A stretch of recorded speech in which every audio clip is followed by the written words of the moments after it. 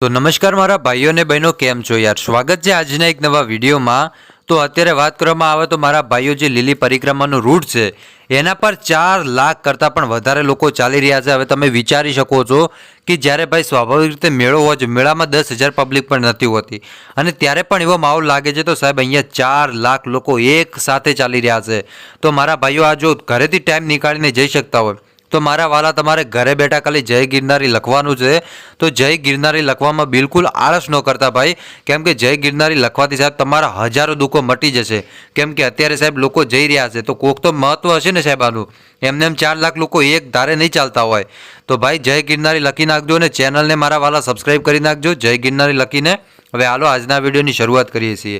તો અત્યારે લીલી પરિક્રમાનો જે રૂટ છે ભાઈ, એના પર 4 લાખ યાત્રાળુઓ ચાલી રહ્યા છે અને એમની સેવા કરવા માટે અલગ અલગ કેમ્પનું પણ આયોજન કરવામાં આવે છે।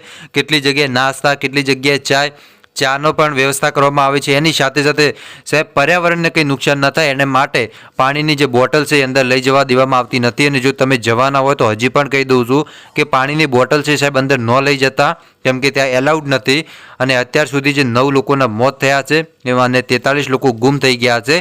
કેમ કે તમને ખબર છે કે 4-5 જણાનું ટોળું હોય છે આપણે, અને 4-5 જણા ટોળામાં કદાચ 1-2 લોકો આમથી આમ થઈ જાય તો આપણે વિચારતા કોઈ ગુમ થઈ ગયા, તો ભાઈ આ ગુમ થઈ ગયેલા ન કહેવાય, એટલે કે એકબીજાથી વિખૂટા પડી ગયા છે। એ તો ભાઈ ફોન કરશે તો મળી જશે સ્વાભાવિક રીતે, પણ આમાં જે 9 લોકો છે એમાંથી રાજકોટના 3 શ્રદ્ધાળુઓના હાર્ટ એટેકના કારણે મોત થયા છે, જ્યારે 2 દિવસમાં 6 બાળકો સહિત 43 લોકો પણ ગુમ થયા છે।